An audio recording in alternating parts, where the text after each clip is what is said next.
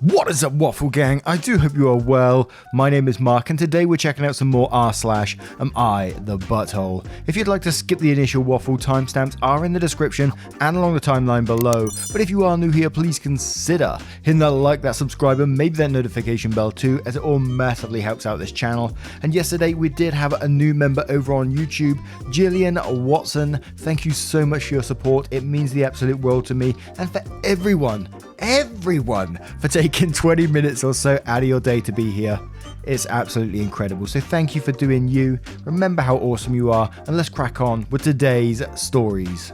Much love, guys. And this first story comes from Cigar888. Am I the arsehole for telling my neighbour to get effed when he told me to remove my doorbell camera? So lately there have been a number of burglaries in the area where I live. My wife and I were among those who got burglarized, and most of the stuff we lost were packages and electronics. My wife and I both work long hours, so we're not home most of the time, and despite taking precautions, we still are concerned for the safety of our belongings, as well as other things. So I decided to get a doorbell camera, which frankly has become a necessity, as it's cheap to buy, $199, and easy to install.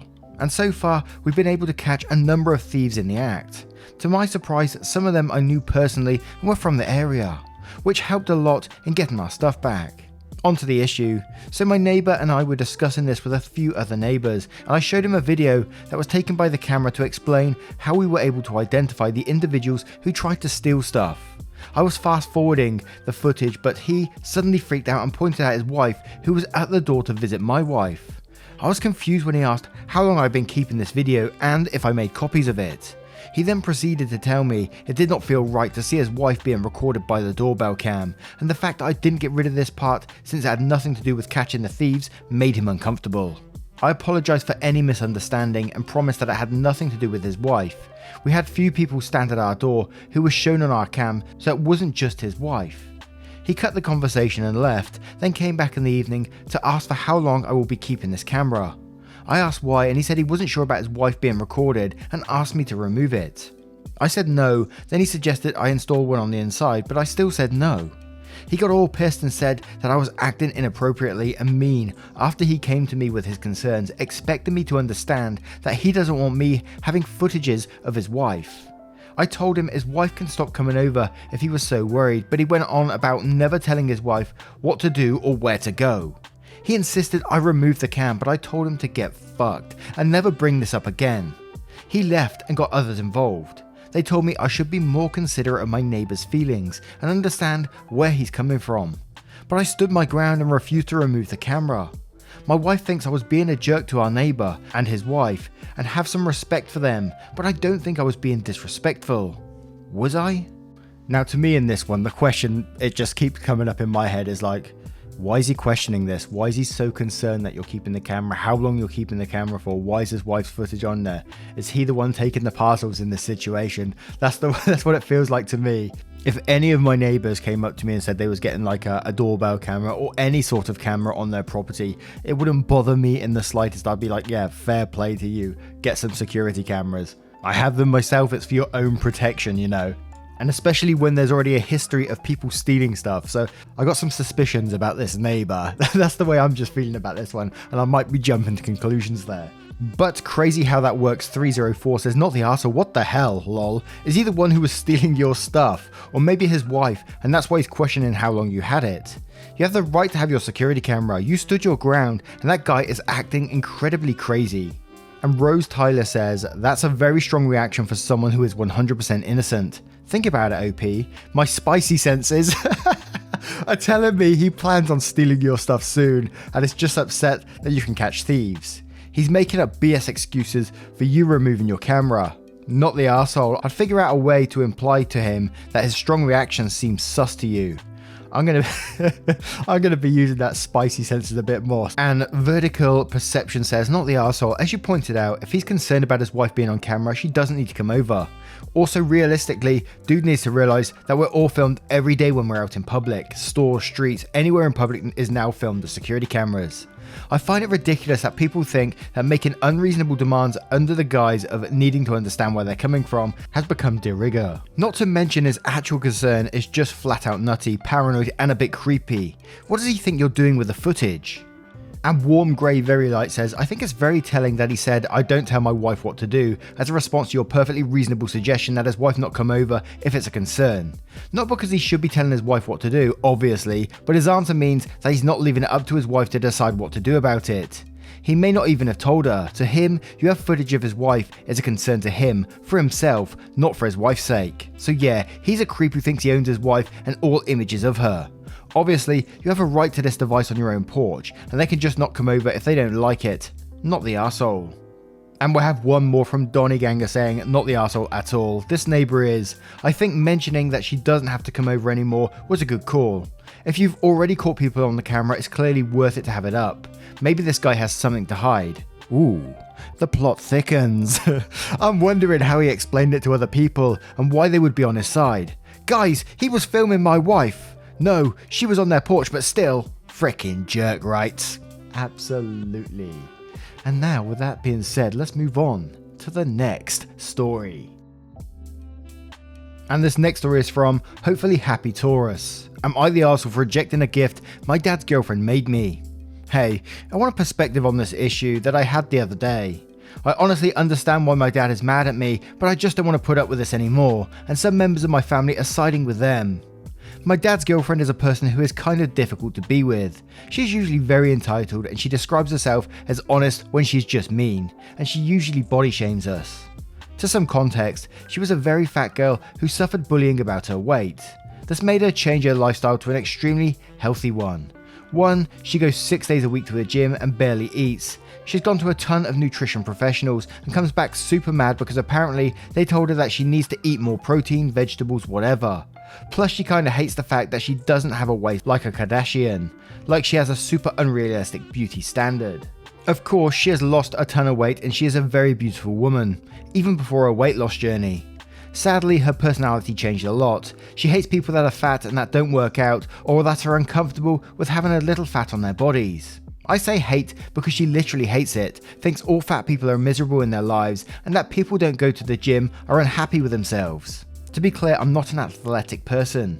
I do not work out and I don't feel the need to burn every calorie that I eat. So I am not precisely thin, more like a medium girl. And every fucking time I come here, she is in my room telling me, you should have thinner arms, so you are more attractive. You should consider a breast reduction and have some fat removed from the butt. Just saying.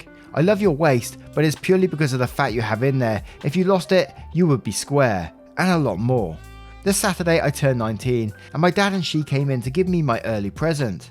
She got me a dress that was extremely tiny, like extra small, when I am visibly a large, and she proceeds to tell me, happy early birthday, I bought it one size smaller so you can motivate yourself into losing some weight, so no need to have cake today or Saturday.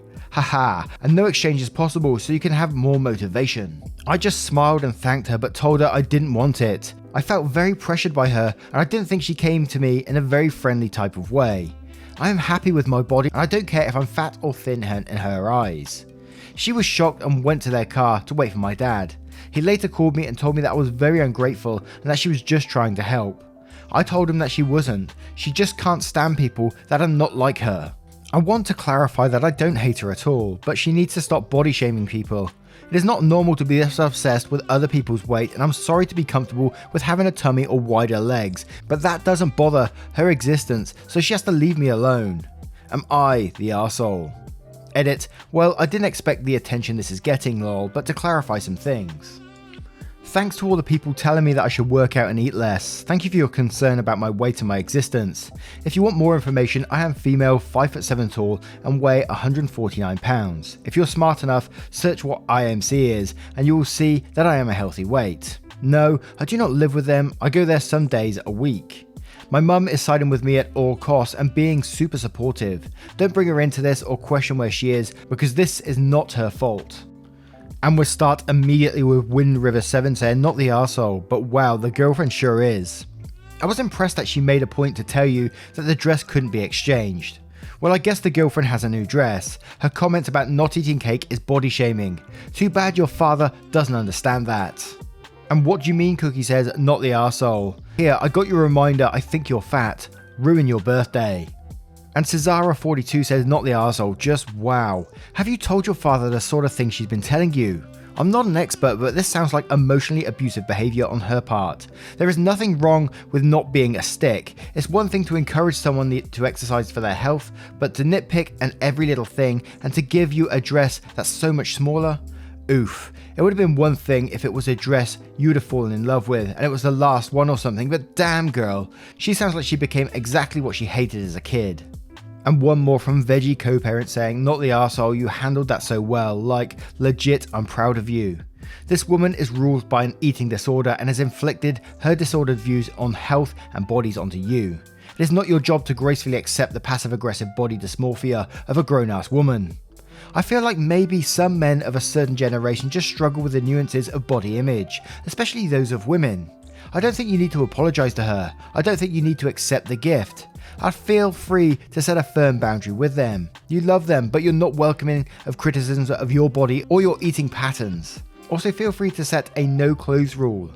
My best friend, a mid-sized woman with a well-meaning but very diet-obsessed mother, had a firm line with her mother that she's not allowed to gift her clothes because she 100% never gets the right size, and it brings up a lot of triggering memories for them about fights about weight, diet, and the shame of not fitting into clothes. And, you know, the eating disorder topic is very relevant in this post. You can certainly see signs of, you know, what could be, or the mother maybe having some sort of eating disorder, possibly. Obviously, I'm reaching there, I don't know. And it could be passed on to OP. If this cycle continued, they start looking at their body and, you know, criticizing themselves after a while. I know a fair bit about the topic because I got a good friend, and she suffered from an eating disorder as she was growing up, and so has a bit of a rocky relationship with food and diets and things like that, and has to be very careful of what they do these days because it can easily just bring it back on just like that. And maybe next time we talk about it, I'll bring in my friend and maybe they can talk a bit about their experiences as well, and I'm sure they would love to do that and share it as well. But let's move on to the next story. And our next story comes from ThrowChairs56. Am I the arsehole for asking my neighbours to pay me for deforming my cheap IKEA folding chairs and borrowing them without my consent? They claim that the chairs were defective and couldn't support the weight of an adult. A while back, I bought a bunch of cheap folding chairs from IKEA for my son's birthday party. If anyone is having an event at a barbecue and needs to borrow them, I lend them out. It's no big deal, I just ask that they return them in a timely manner. I lent them out to my neighbour Mark. Oh Mark, what are you doing? And he was supposed to return them, but then another one of our neighbours, Barb, borrowed them. I was not aware of this until Barb contacted me on Facebook that she had my chairs. I checked with Mark and I'm like, why did you let Barb have my chairs? He told me that Barb said that it's cool. Okay, you're off the hook, Mark. I was annoyed, so I was just like, bring them back on Saturday after 3 PM. I get the chairs back. Now 4 of them are completely deformed. My husband tried to fix them, but even with trying to undo the bending, the aluminium part didn't go back to the original shape and the plastic part has a big fold crease where it turned white. I checked with Barb about it, what happened with my chairs. She then said that when she sat on them, that some of the crappy ones bent, and said that those chairs are dangerous. I was like, we had these for years without any issues. Now for what it's worth, Barb and her husband are on the bigger side, and I guess these chairs aren't rated for them, or that they set on them weirdly. I was like, look, you didn't even ask me to borrow them, then you lied to Mark. Barb is like, oh come on, you let everyone borrow them, it's no big deal, they are just cheap chairs.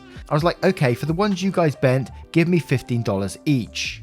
Barb is like, no, that's messed up, those chairs are super old now, plus I should have had chairs that can support full-bodied adults. I was like, they can handle normal people just fine. She got even more mad. I told her to send the money over.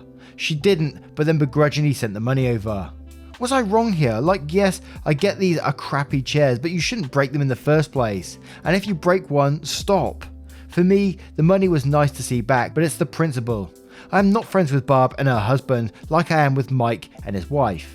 Or Mark? It's got to be Mark, right? Now you had me at the title as a not the arsehole because they took chairs without your consent and then went and bent them. And they didn't just bend one, so they tried multiple chairs and bent multiple chairs. So absolutely not the arsehole. And the attitude of Oh, they're just cheap chairs, so screw it kind of thing. Absolutely not. They damaged your property. They need to replace it after borrowing it without consent. And I will say this, Mark is a bit of the arsehole as well. Although he didn't know about it, he still should have checked with OP before just handing the chairs over. Even though Barb asked to borrow them, you should have still said, look, I need to check with OP before I hand these chairs over. I think it's that simple, really. But Curiosity38 says, not the arsehole. She lied to misappropriate your stuff, broke it, and acted snooty about it. And Briar Rose says, not the arsehole. 1, she borrowed them without asking you first. It doesn't matter whether you always let people borrow them or not. She should have asked first. 2, she or someone at her event bent several chairs. If she had rented chairs from someplace, she absolutely would have had to pay for them, regardless of how old the chairs were, and it would have been more than $15 a chair damaged. 3, she's likely embarrassed that her weight bent the chairs and then, when called out on it, lashed out. She needs to get over herself. And it all says, not the arsehole. You can't borrow someone's stuff without their permission, break it and expect them to not ask for money for replacements. And Double Stitch says, not the arsehole. The age inequality of the chair seems good enough to Barb and Mark until they broke your property. They owe you replacement value. And we have one more from Trizara Top saying, not the arsehole. She lied to someone to borrow your property without permission, then damaged said property. Being on the bigger side myself, I know better than to flounce my arse onto a cheap chair, and she should have known better as well. While what you say was a bit rude there, it was only after she had not only damaged your property but was low-key trying to blame you for the damage and wiggle out of paying for what she had done. And Mark sucks too for lending them out regardless of what Barb said. Some very good points there, but do you think Mark was to blame as well? Let's move on to the next one. And our final story is from Rosie the Riveter. Am I the arsehole for sending my son to private school and homeschooling my daughter? I'm trying to keep this short, so let me know if you need me to elaborate. I, 41 female, have 4 kids, but only 2 figure in this situation. I will give them fake names. Tiona, 15 female, and Jacob, 16 male. Jacob is a bio kid, while Tiona was adopted while she was in 1st grade. I think my family has done a great job of not making a distinction between the bio and adopted kids, but it's relevant later, so I'm adding that information. The high schools in our town are terrible and full of drugs and general sketchiness. My son Jacob is very intelligent and earned a half scholarship to a STEM academy in the next town over. The 50% we have to pay for is expensive, but my hubs and I decided it was worth it. My 2 younger kids aren't in high school yet and Tiona is homeschooled. She's a hard worker but not very academically gifted. Her strengths lie more in her people skills and musical talent. While Tiona has started asking to go to school in person this fall and stop being homeschooled. She gets lonely at home and I've suggested we join a co-op, but she doesn't want to get up early to go. I told her going to public high school was a hard no, and I reminded her that public school would also make her get up early. She's now pushing to go to a private Christian school in our neighbourhood.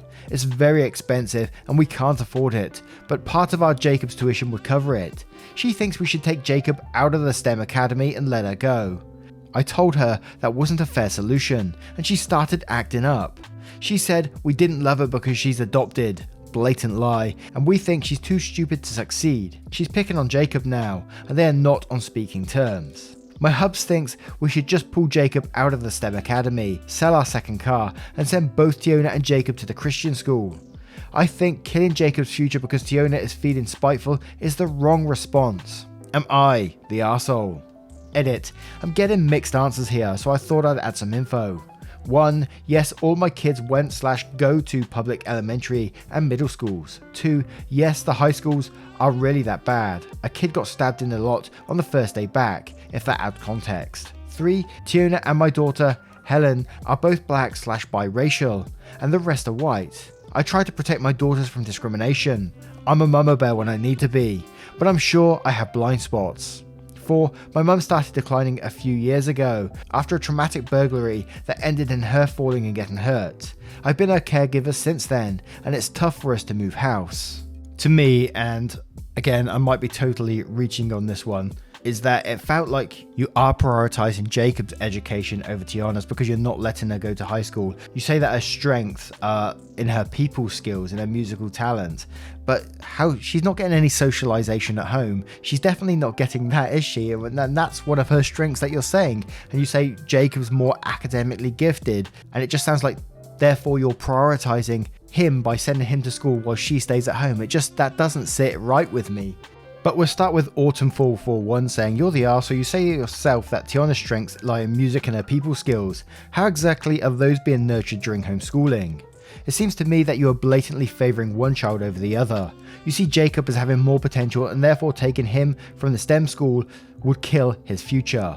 However, you don't seem to care at all that forcing Tiana to be homeschooled where she almost certainly cannot nurture her strengths to the fullest potential will also adversely affect her future.